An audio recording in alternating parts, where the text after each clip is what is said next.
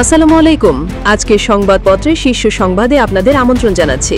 দৈনিক প্রথম আলো আলোচনায় গণভোট সহ কয়েকটি পদ্ধতি, জুলাই সনদের বাস্তবায়ন, অবহেলায় শিক্ষা খাত, সংস্কারে কমিশনও করা হয়নি। দৈনিক বাংলাদেশ প্রতিদিন অনিশ্চয়তা কাটেনি অর্থনীতিতে, শীঘ্রই সরাসরি দেখা হবে তারেক রহমান। দৈনিক সমকাল 7 মাসে 259 শিশু খুন, নির্যাতনও বাড়ছে, অভিযুক্ত 117 ছাত্রলীগ নেতা ও ভোটার, ঢাকসু খসড়া ভোটার তালিকা। দৈনিক কালের কণ্ঠ বেকারত্বেও বাড়ছে অপরাধ, এখন ভোটার 12,61,70,000। দৈনিক আমার দেশ পলাতক মন্ত্রী এমপিদের প্লট এখনও বাতিল করেনি সিটিএ, জুলাই সনদের প্রস্তাবে আরও ছাড়ের চিন্তা বিএনপির।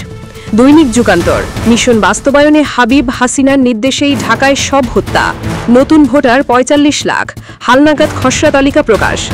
দৈনিক জনকণ্ঠ লণ্ডভণ্ড হয়ে যাওয়া ব্যাংক খাতে শৃঙ্খলা ফিরছে, আগামী নির্বাচনে দেশের অধিকাংশ মানুষ বিএনপিকে ভোট দেবে, রাজশাহী মহানগর বিএনপির সম্মেলনে তারেক রহমান।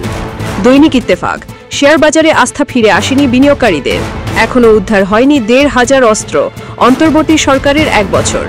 দৈনিক ইনকিলাব সর্বত্রই ভোটের প্রস্তুতি, হাসিনা উত্তর বাংলাদেশে 1 বছর পর উল্লাস, সামনে কঠিন পথ।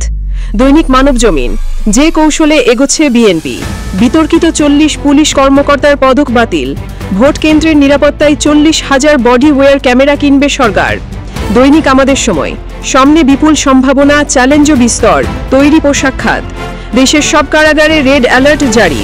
দৈনিক নয়া দিগন্ত বিডিহারি হত্যাকাণ্ডে ভারত সম্পৃক্ততা জেনে যাওয়ায় মেজর জাহিদকে হত্যা, ট্রাইব্যুনালে নতুন অভিযোগ।